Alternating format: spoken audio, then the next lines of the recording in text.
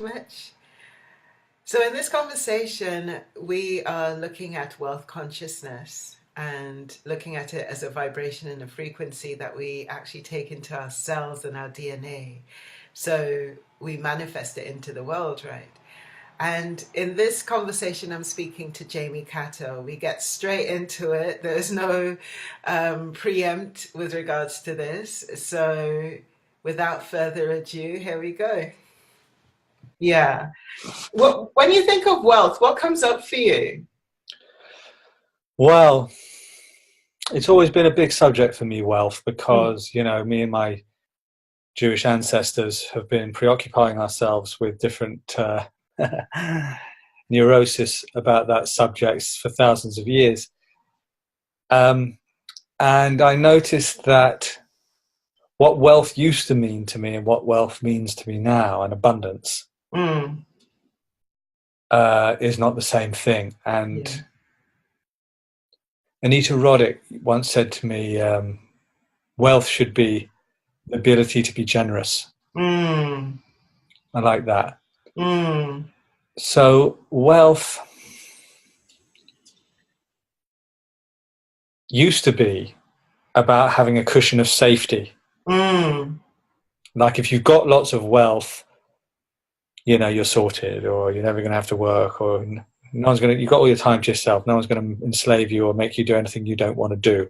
Mm. That was kind of where it began for me, like the idea of what money is. Yeah. Money's first meaning for me was when I had to make my own money, and be a grown up, was really felt like buying as much of my time to not have to do anything I don't want to do as I can. Yes. Yeah. That's kind of what the definition was to me. Yeah.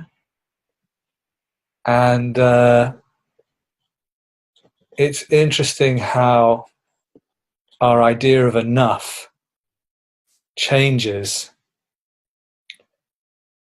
How much of a cushion do you need to feel like you have enough, assuming that you're not in debt, when it comes to just material wealth? Mm. And I've had some amazing journeys with that, where it's like there's always enough. There's, with few exceptions, and I don't want to, sort of irritate somebody who's fallen on super hard times. But for most of us, we're sleeping somewhere dry. Bombs are not dropping all around us. There's something for breakfast if we want it. And even if it all fucked up, there's a friend that would let us sleep on their sofa. Yeah. That's most people's rock bottom, is someone close to their sofa. So that's still, by global standards, super luxurious safety net we're all working with. Mm. And I've noticed since becoming a, whatever you call it, going around the place stating the obvious, I've been treated like I live like a king. Mm. Flown all over to beautiful places, always treated with a lot of generosity when I get there, hosted. People are very kind and willing to be intimate, willing to connect, which is so important. And that kind of brings me to sort of, if we move away from material wealth, the ability to be generous. When I'm full of spirit, or I'm full of inspiration, or I'm full of music that day, or like full of words, which I have been quite verbose recently. When I'm full of the good stuff, I've got a lot to share with you. Yeah. And so which I believe, that the most important, or the most joyful, the most essential experience of being a human is having our gifts received. Is being the natural, generous, openly giving of ourselves, being that we are, sharing ourselves, connecting, our truth, our food, our music, our anything. That if we are self-caring, then we have the ability to do that and experience what is the cream of life, which is connecting our generosity. It's what this is the basis of all beautiful relationships, whether it be parenting or your lover or your family. So it all comes down to self-care. Yeah. So that we're resourced and not judging ourselves, that our unique needs in self-care may not match everybody else who seems like they're stronger, better, and more evolved. That's the trap. Yeah. Yeah. I've got this teacher of mine who, and I call him a teacher because actually I go to him specifically to sort of sit and listen. And he calls it the animal. So he calls it, is your animal being looked after? There's a And beautiful poem about that. it is, isn't it? There's a poem by a woman. You do not have to crawl on bended knees across broken glass. Just give the warm, soft creature that you are what it loves. Oh, that's stunning, actually. I have to say, to preempt everything, because I've started recording because I keep forgetting to press the record button. So I thought I'd do it right at the start, but I haven't actually started with the part that's going to go out yet. But I have to say, the work that's come through you has been absolutely beautiful, and I certainly have enjoyed all those elements that you've put forward of yourself through Faithless, through your book, through One Giant Leap. I mean, it's kind of, and One Giant Leap especially, because I've always considered myself to be a global citizen from a very young age. It came to me because my parents ended up in Saudi Arabia, and I ended up going to both Pakistani and Arabic schools, and there was kind of like a mixture and juxtaposition of different cultures and everything like that. It really drove home to me the fact that there is unity, you know, there isn't separation. The separation is always imagined and perceived. But when you put people in a room together for a long enough time, then you start to realize it's like we're all humanity, you know? And that's the thing that came forward really, really strongly with One Giant Leap. And also the fact that you were meeting people where they were, as well, just came across as being quite beautiful. So yeah, I just wanted to say that to you because it's touched me in so many different ways, actually, your work. That's really kind, thanks. And you might not have to edit off the beginning of this. I mean, we're all just, here we are, you know, it's informal. Absolutely. That's the thing. It's like I meet people, and at the beginning, I get that sort of sense of, okay, well, let's connect. Let's get the. No, we're straight in here. We're straight in. We don't have that kind of time. Sorry. We're straight in over here. We don't have that kind of time. All right, fair enough. Actually, yeah, fair enough. Well, yeah. So perhaps maybe I don't need to do that, or maybe just go with the flow. That would probably be it, Sure, right? yeah. So one of the things that I wanted to do with this, because with wealth consciousness, the thing, when we say wealth, for example, or when most people say wealth, immediately drops into financial terms, it immediately drops into monetary terms for a lot of people. You know, if you say that's a wealthy man or a wealthy woman, the imagined thing is that a bank account immediately comes to the fore of the head, right? Mm-hmm. And for me, the word wealth has got so many layers to it. And so I was playing around with the layering of wealth within the body as a frequency and how it sits in each of the chakras within the body, right? Mm-hmm. So for example, if we were to take the base, and we're just basically in this conversation going to work through the chakras as a framework, because it just gives us a 360 view of all the ways that we're using our energy and interacting with our energy in the world, right? But if we were to take the base, for example, there's a wealth of community, there's a wealth of health, there's a wealth of resources, there's a wealth of money. So we're going to go through the chakras in that way and just get a click of your lens in terms of how you perceive and see it that way. Let's do that. So when you first were talking about community, and you were saying about generosity, when you think of wealth in terms of community, what comes forward for you with regards to that? It's going to be my answer. I've got a sneaking suspicion is going to be the same for each of the 7 chakras. Is deep listening. Yeah. It's the space for people to be held and seen and loved and appreciated and forgiven and seen for the innocent, naturally kind, flawed, perfectly imperfect person that they are, no better or worse than anybody else. Yeah. And therefore, welcome. Yes. Yeah. That there's kind of like that deserves a pause and a sort of silence to let that drop in, actually. Because yes, absolutely. And to walk into somewhere where you felt that, where you felt welcomed in humanity, that. Yeah, not just welcomed, obviously, in the physical sense, with the people around, but, your sense of welcome as a group, Mm, whether you're black or white, or whether you're a man or you're a woman. mm, Um, it's a hugely vulnerable time mm, for modern yang men mm, right now. mm. And so, and quite right too. They've had it fucking easy for it's about fucking time.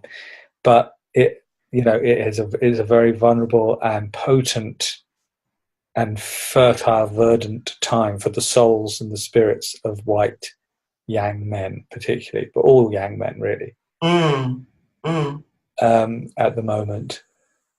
And the degree to which everybody else decides during that process to, with a heart open invitation, make that group welcome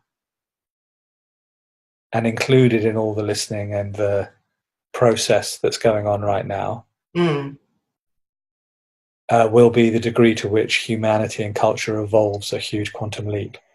mm. The mutuality of the listening and the holding and the unity that is Yeah. available at the same time as everybody forgiving and acknowledging and Yes. being heard. Yes. It's in parallel, not instead of. That's a massive one. That's a massive one because if you drop a part of yourself that is not welcome in the midst of a community, for a man, that's instantaneous castration. And I was like saying that to someone recently, where, for example, we welcome certain things, but we don't welcome other things. And we send those things underground a lot of times because they're not given the space of expression.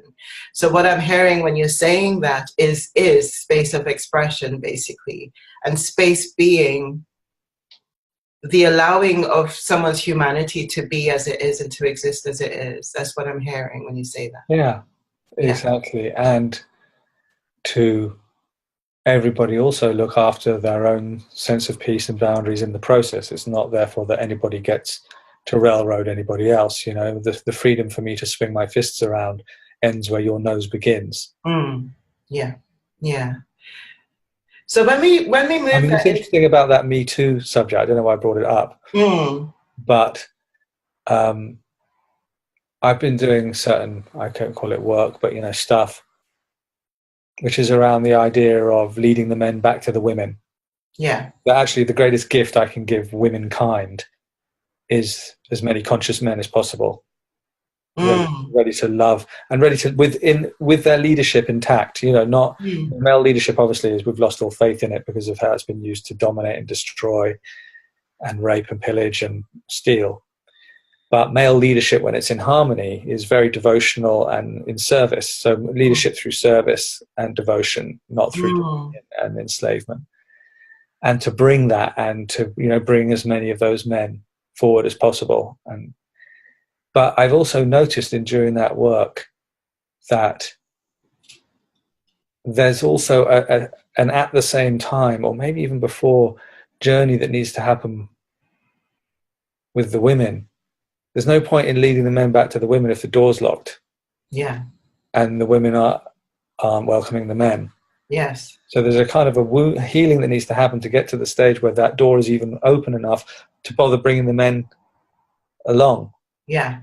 And it's understandably for many, many, many women, they're like, I'll believe it when I see it. Yeah.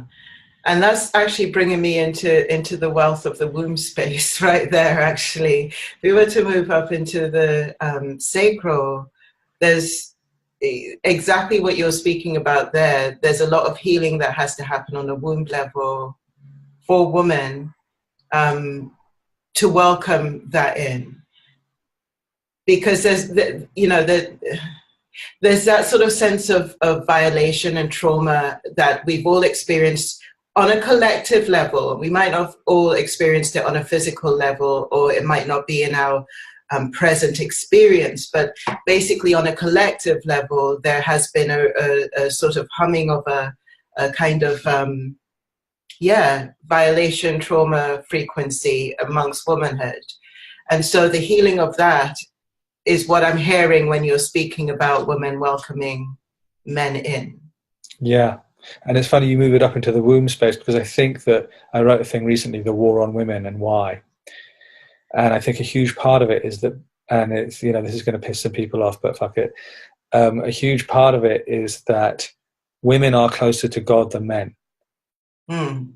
Women have a womb. Women are the gateway between the spirit world and this world. It's literally, physically, the gateway that humans come through to come from heaven to earth is your womb and vagina. And men don't do that. And we can only be one more step away from the spirit world or from God than the woman. And through the woman, particularly in her sexuality and in her maternity, she has something that the men need. The men can't live without. And it's so terrifying, has been in the past, so terrifying for the barbarian, linear, ignorant, sexually incontinent men to be living in that predicament. That their stupid conclusion that all they could come to was dominate, kill, put them in a thing so that we, just like a factory farm, it's the same mentality. We need the thing from it, put them all in cages with tubes coming out of it, and make sure that never dries up. And that's been expressed through the million ways that men have disempowered and been violent to women, and, you know, God, we've no time to list it all here over the centuries. But it comes from an addiction or a need that men can't do without. Something, somehow, to be fed by that. And they have never, certainly in our modern age, been taught how to come and receive it humbly and peacefully. And until we start addressing, particularly mothers with their sons, acknowledging this thing so that men grow up knowing that that tap is available to them, not the tap that they can have sex whenever they want, but if they come openly, they will meet the masculine and feminine and be held or met respectfully. If that is the norm, which we're so far away from now, then the other thing will drop away. Now, don't freak out. I'm not saying it's you from being on withhold that's caused all this. I know some people are going to sort of listen to my words and put it through the sort of tumble dryer of their brain and come up with that. That's not what I'm saying. I'm saying there needs to be a journey of all of us together, that the party that's coming needs a welcome party. It needs to meet in the forest and dance, and it's fair enough that men have got a lot of catching up to do. And it is, you know, it's an understandable swing of the pendulum further in the opposite direction, that certain men who've never been disrespectful to women are going to get caught up in it, you know, and that's going to have to be a necessary evil. Yeah. But it is going to need a welcome. Yeah, it's interesting because when I hear you speaking, I'm hearing and feeling into the yin and yang as being in all of us. And, you know, when you were saying about the women are closer to God, immediately when you said that, I was seeing the journey of the seed and that sort of sense of something becoming more and more and more and more and more finite in order to penetrate and create life. So I feel like basically there is because I always have the 6-point star, right? The 2 triangles. The upper triangle, the lower triangle, one feminine, one masculine. Basically, I feel like they're both, you know, they're both equally as close to God. It's all about the yin yang expression. A lot of guys, a lot of boys, men, have gone down the yang way so heavily, and haven't had the yin portrayed sometimes in ways that they can take in on a cellular level, and have not been allowed to express yin. Sure, absolutely. It becomes a loopy, habitual pattern that then develops. You don't have to express yin by being pastel shaded and all soft and showing girls you can cry. Just being yin enough. A man who dances and enjoys dancing is yin, because he's being moved by the beat. The yin is the deep listening of allowing is being receptive. Yes. It's being moved by life rather than moving life. Yes. Not busy doing, busy being impacted, which they call feminine in yin and yang terms, but that's not feminine gender. And, so somebody who dances or somebody who's moved by life, when we laugh, we are really, it's more accurate to say we are being laughed, because what's happening when you laugh is you're relaxed enough, a laugh wave comes through, you don't call it up. And you, if you're relaxed enough, you are laughed. It's more accurate to say I am laughed. Yes. When I laugh, I am smiled. It's more accurate. And when life is doing us, when you're doing your best podcast or writing your poetry or doing creative stuff and you're in your flow state, it's doing you. Every artist will tell you, composer, it's coming through. They say it's really coming through. A great idea pops into your head. It's in. So it doesn't take suddenly going to an intimacy workshop and putting on a pair of pastel leggings for a man to get into his yin. It's just getting into not controlling everything so much and strategizing and being so linear to reach destinations, but to be impacted and be moved and let it move you in the flow state. And there's nothing more attractive than a wild animal in its flow state. Yes, absolutely. That's moving right up into the solar plexus, because that you need to get out of the way for that to happen. You know, the ego needs to sort of create, you know, you need to create that space. It's the creative space is so much about, exactly like you're saying, a surrender process of what wants to come through, what wants to be expressed. Yeah, I was writing about this recently. That's where all writer's block comes from. Yeah. It's like, to write a great song or to get into creativity, the part that's chatting away with each of us now, the part that thinks, oh, I'd like to write a song, isn't going to be the one that writes the song. But that ego that's in control, that's deciding what to do all day and turn left and thinks it is all turn left and turn right, it has to take a back seat and switch off its control for that song to happen. But it doesn't want to. It's just like a child that doesn't want to go to bed at night because it doesn't want to lose consciousness. It's too exciting being alive and being in control of consciousness. The child doesn't want to go to bed. And I understand why. I stay up really, really late. I still, at nearly 50 years old, have an experience about going to sleep which feels like it's a waste. It's a waste of all this joyful feeling to go to sleep when I feel this good. Like I don't want to let go. I want to stay feeling like this. Why would I stop? So it's like, that is where writer's block comes from, is that the driving seat ego doesn't want to go to sleep, go to bed, so that the bigger channel can open and take the wheel. And it is a letting go. And that's where, as I said, writer's block and that feeling of procrastination and that feeling of sinking when you're going to do some creative work, that, oh no, I can't, is the ego tricking the artist to not do it. And I have a technique now, which thank God I found, that has saved me and creative work and allowed me to make, you know, these films and books and things. It's got a new film finishing in the next month. Is I say to myself, today we are only going to do 3 minutes work.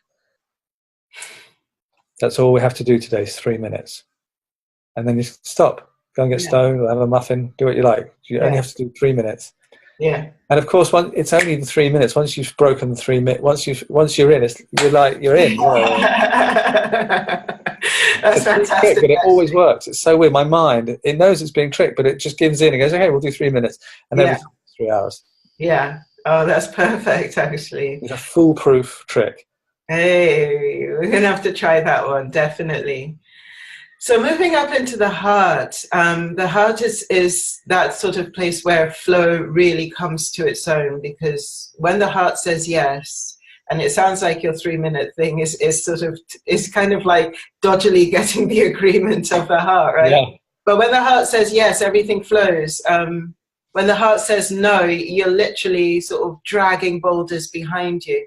So what comes up for you with regards to that opening into the heart space? I think it comes back down to what we were talking about, welcome, yeah, for everyone listening, which is, if we have the belief in our mind that we are only going to have that heart connection if we're good boys or good girls for mummy, if we do it perfectly, if there's no problems with it, there's no flaws with it, and we don't look too needy, we don't look too greedy, and it's not in any way, you know, if we don't have to tick off a list of welcomeness to be valid, and the heart is open, then there's no problem. But the pre-editing of everything, because everyone wants to just show the shop window to not risk exile and rejection from their own model or from who they're with.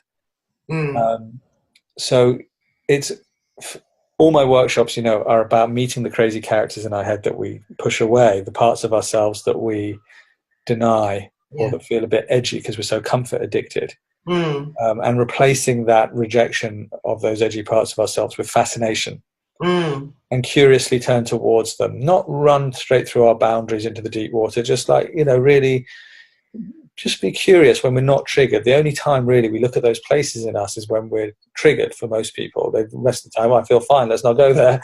Let's see if it's on Facebook. And it's only when we're dragged kicking and screaming backwards through the hedge that we're forced to go to those edges that we go. But to be in a room full of people or working one-on-one, where you have the great grace of actually, when we're not triggered, curiously and fascinatedly together looking at those edges, is a whole different thing. Because these edges, this shop window we've made of who I am that everyone can only see, we've made it like as children with these like dragons around the edge, like there be dragons, the map of us, and we religiously will not go to those parts that are not me, and they must never see me sing, or they must never see me wear bright colours, or they must never see me look greedy or needy or smelly or whatever. And we believe those dragons, even though we put them there when we were 4 or 5 or 6 years old, we believe them implicitly for our whole adult life. It's totally loopy that we run our life on this limiting edit version of ourselves, this tiny thin aperture, which was created as small children. That's the crazy part. So as a lazy person, it's beautiful how little, other than willingness, how little work it takes just to be a bit fascinated when we gather as a group and we're not triggered, just to be turned towards that stuff, not like going to some big, cathartic trauma release punching pillow thing, just to turn towards it and be curious about it. You realize that it's not dragons, around. It's children's chalk drawings of dragons, basically, and just one sort of, and they're gone. It's really like a very high yield for low effort game. Absolutely. Really, like what people don't realize, they've got it totally the wrong way around. People think this kind of stuff is like, oh, it will be exhausting and excruciating, and I couldn't do it anyway. It's impossible. I'm just like this. And it's actually the total opposite is true. It's not exhausting. It's hilarious. It's energizing. It's effortless most of the time, and the yield, what you get back, the treasure you get back by opening those doors, is just like massive. The feeling of liberation, like certain people, like, you just see them, like, whether it be now that they dance. Imagine living a whole life not feeling comfortable dancing. Now they love dancing. And it's like, that's a big life change. Massive. Or their skin itching go. Often when people embrace this, all their eczema magically disappears. What a surprise. Or now they're talking to their mum again or their daughter again. This just happens all naturally of itself. When we welcome and be curious about these doors. When you're speaking there, I'm actually seeing the play, because I live in Brighton, so the ocean's just down the road from me, and the play of the wave and the shore, that sort of sense of when the wave comes in, the ocean welcomes it. When the wave comes in, the shore welcomes it. It just allows it to be what it wants to be, and when it leaves, it allows it to go. You don't see the sort of shore trying to drag. It's interesting you say that, because I agree with you. I'm going to go with the poetic metaphor, but actually, you put a human there. If you stand on that cusp, you feel that when the wave does go out and leave, there's a kind of pulling on your heels, and actually the human part isn't letting the wave go. As there is a pulling. It's agony when you move away from me, actually. I know I have to be a man and stand in the fire and be, steadfast when the woman is coming towards me and the woman is going away. The shore is like, she's moody. She's not always totally present. Sometimes she goes into her deep, dark forest or her red tent. Sometimes she's forward and totally available. And as a man, to navigate that without collapse, it is a massive, massive magical power, superpower, to get. Before I was enlightened, I used to find that really hard. I think most men do, right? but it's more the case of like, you don't see the shore trying to cup in or hold in, or I completely get that sort of sense of that gradual seeping back out thing that you get. So when you stand on the shore, you do feel that. So But that's when you put a human in the mix. sorry? That's when you put a human in the mix. That is felt. Yeah. But It's not there when the human heels are not in the sand. yeah, but what you were saying about the wave for me is such a big point, and that's what where frequency comes in for me. That sort of wave of energy that comes in, moves out. There's times when you feel sadness, for example, as a wave that comes in and moves out. And do you hold on to that sadness and then make that sadness into layers and layers and layers and layers of something that actually really wasn't? It was just a wave that was coming in and going out, And for me, that analogy, I feel, is really quite a potent one, especially when it comes to the heart. How open and how much surrender do you allow for that wave to go back out? Our ability to do that, because we're so comfort addicted, has been very limited. We get a headache, we take a pill. Yeah. And the truth is, it's what's really helped me now, my practice, when I feel a wave of crushing depression and despair suddenly descend on me, driving along in the car for no reason, or waking up in the morning, or whenever, these things can arise. They don't need a trigger. Yeah. The mind has been so trained and given the job of protect me from ever feeling anything that is ever uncomfortable. It's so in that mode. It has been for decades. It doesn't think twice. It goes straight into it, just like driving the car. It's totally automatic. So the moment that, for most people, that wave of depression or sadness, whether crashes in, or hopelessness, the first thing that happens is the mind, before you've even got involved, the mind is like, Jamie doesn't want to feel this feeling. Let's see if we can connect it to something in his life that matches this feeling. And then if we can solve that problem, we can make this feeling go away. All that happens in a microsecond. Yeah. So we start thinking about the bank account or the relationship, thinking, oh, if I can solve that thing, I won't have to feel this anymore. And it's a totally erroneous thing. It actually makes it take longer. Hopeless cat's cradle about something that isn't even anything to do with the feeling. It's a total decoy. Yeah. What I'm practicing doing is turning towards just going, yeah, hit me like it's a big wave, even though it's pain, fuck it. And then actually 3 minutes later or 13 minutes later, it's passed like a cloud. It's actually the thinking first version that we think will help that makes it last 13 hours instead of 13 minutes. Yeah. And something else I want to say about that is that's been really helpful. Yeah. The process or technique, if you don't mind me sharing. Absolutely. Is when you get hit by those sudden waves of awfulness, or what we used to call, I don't use the words depression and despair anymore. I say what we used to call depression, what we used to call despair, what we used to call grief. Because when we call it hopelessness, despair and grief, we're connecting to all those other shitty times we had when we were collapsing, or other people were telling us about how they were collapsing, or what we've seen as grief and hopelessness in films or literature. We don't need all that baggage every time we're just having a feeling one day. But bringing that word of grief or despair, it brings all that with it. So what I do is, part one of the process is when you get hit by one of those waves, is you invent a word that doesn't mean anything, and you just say, oh, I'm feeling schlumpf. Oh, I'm feeling schlumpf. Because schlumpf has no baggage. Schlumpf has no meaning to it. It's just this one felt experience in this moment only. Yes. That's what schlumpf does. Yeah. Wow, well, what does schlumpf feel like? Oh, it feels like a kind of tightness in my chest. It's not that bad, actually. When I look at it curious, it doesn't feel nice, for sure, but it's not collapsing me. Yeah. And then it takes the suffering and resistance mostly out of it. Then if you're a really black belt ninja badass, the next thing is you go, well, okay, that was quite cool. Next level, what if I say that it's love? It's one of the 10,000 names of the goddess, and they're not all fluffy. Not all aspects of love feel cuddly and yummy. Some of them are raw, some of them are yearning, some of them are like, so let's call it love. So you go, oh, I'm feeling love. And then when you do that, it's another whole different experience. So like you can play with it and be very free with it without being the victim to it and collapse by it.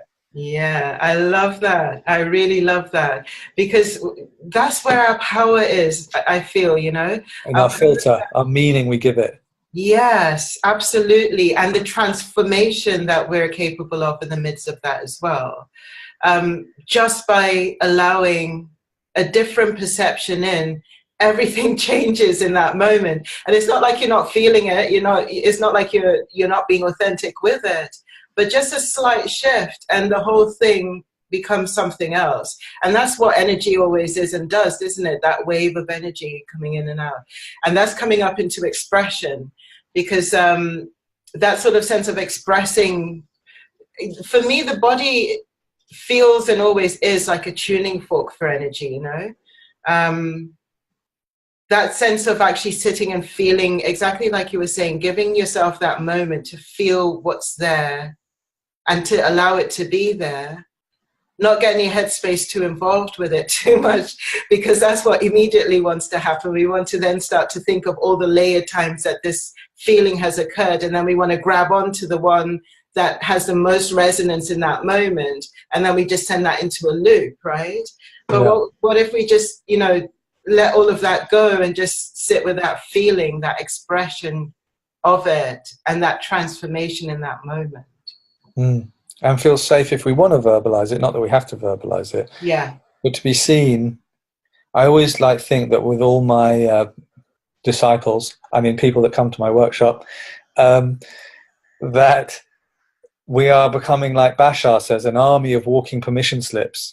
That just us being so naturally authentic ourselves and speaking our truth, it gives a permission slip to everyone else to lighten up around hiding theirs, and we can be in a much more honest and connected and intimate space with each other.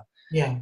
And I'm a huge believer in making the no big deal, lightening up of all this hiding and all these things that are so unlovable about us that no one's ever know about us, so that we're on a day-to-day level wearing masks, one for the parents, one for the work colleagues, one for the kids. It's like one for the husband or wife. Exhausting wearing all these masks in the beliefs that people would only hang out with us if we wear them. And I'm a big believer in daring to take them off. And yes, some people will leave. Yeah. But those weren't really our people. There's the irony. This is why am I exhausting myself wearing masks for people that wouldn't hang out with me if I wouldn't wear the mask? Those are the exact people I don't want to wear the mask for. I believe, gently, not ripping them off, but, just little by little, just taking them off, becoming more authentic, saying your truth more and more. The people that stay are the people that love you and get you. You'll have actually a much better life. That's a massive one. That is a really, really massive one, because for me, again, it comes into the tuning fork of the body. There was a point when I used to go from the headspace into things, and I can still drop into that, if I'm going into something that's really unfamiliar, I can very easily lead from the head, and the head's really noisy, okay. But basically, when you drop into the body, you drop into the sensation and the feeling of and ground yourself in that moment.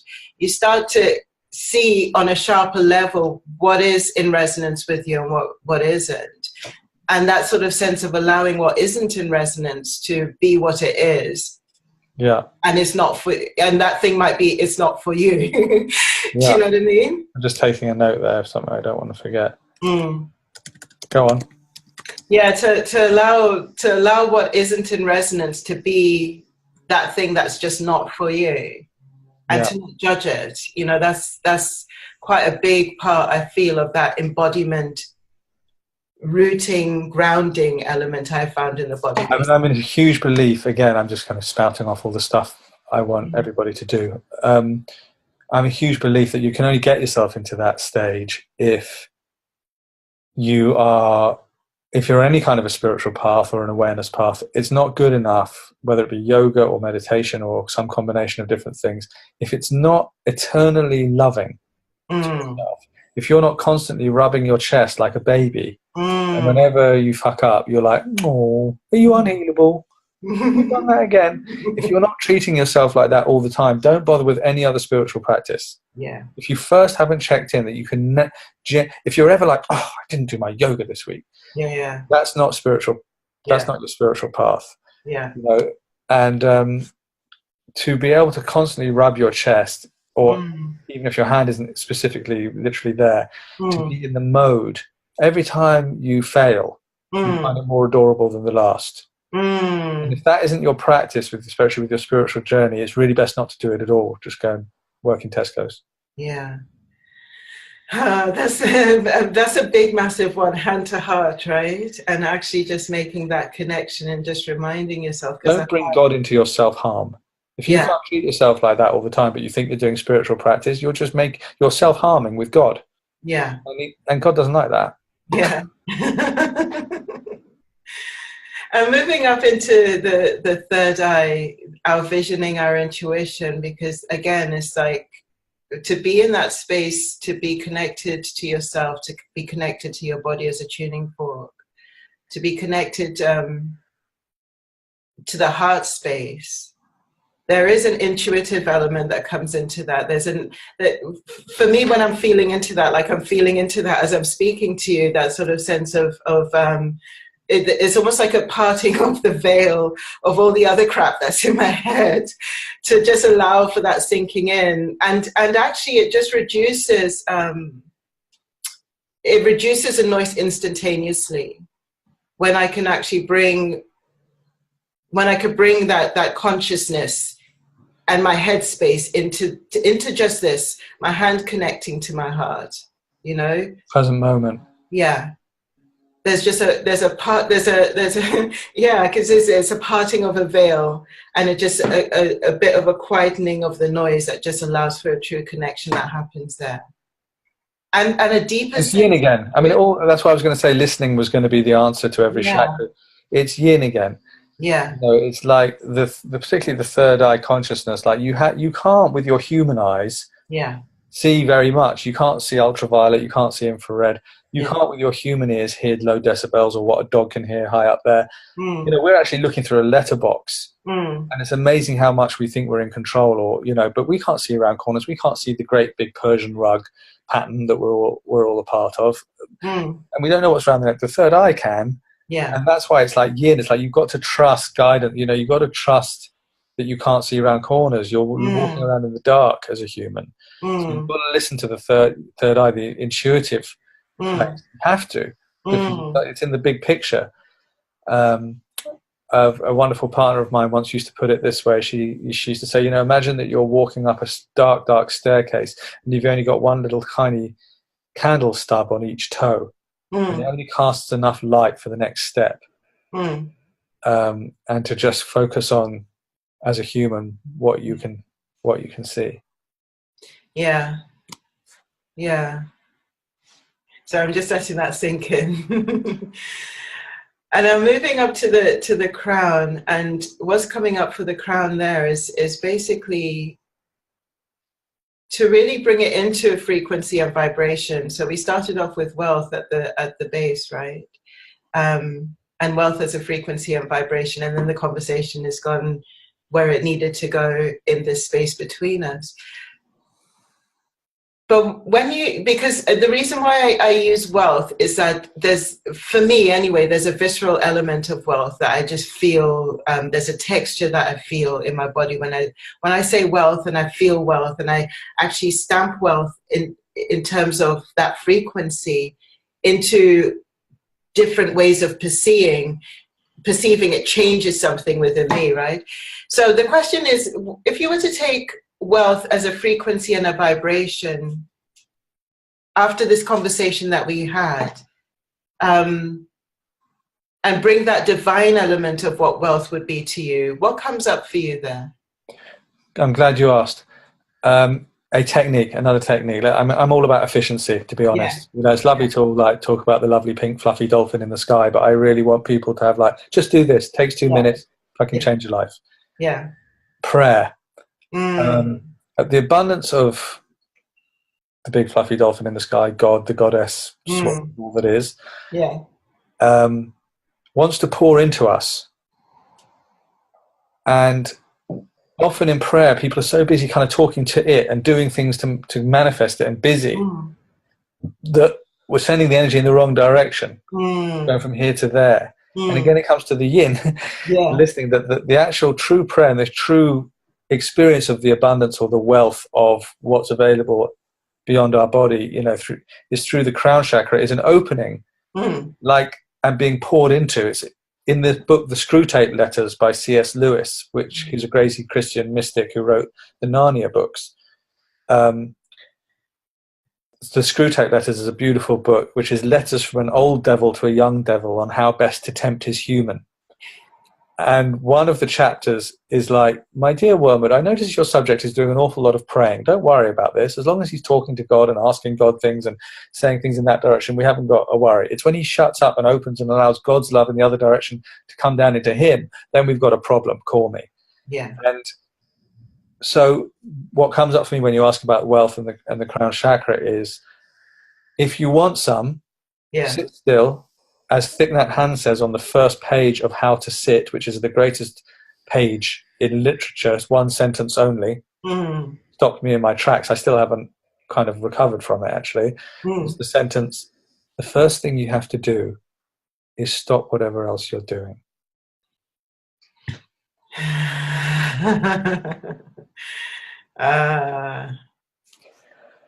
Do that and open and receive. It can't wait to pour into you. Yes. And do it ceremonially, do it with a candle, do it walking the dog, do it at the traffic lights. Just put your consciousness on it feeding you and loving you and pouring golden whatevers or pink rainbows, or you have whatever you like, bonbons with candy on top. Just you see it, you make it true on some level. Just open to it and just receive. Yeah. Don't get all unworthy. Don't get all I'm too greedy. That stuff might come up. You go, all right, calm down. And you just sit and just let it pour in. And you'd be amazed at the instant results. You can be an instant expert in this stuff. You don't have to suddenly go to some Reiki seminar to learn how to do this. Just fucking stop what you're doing. Sit still and imagine receiving. You'll have your own way of doing it. There's no right or wrong way. Just do those three things. It will take on a life of its own. Yeah.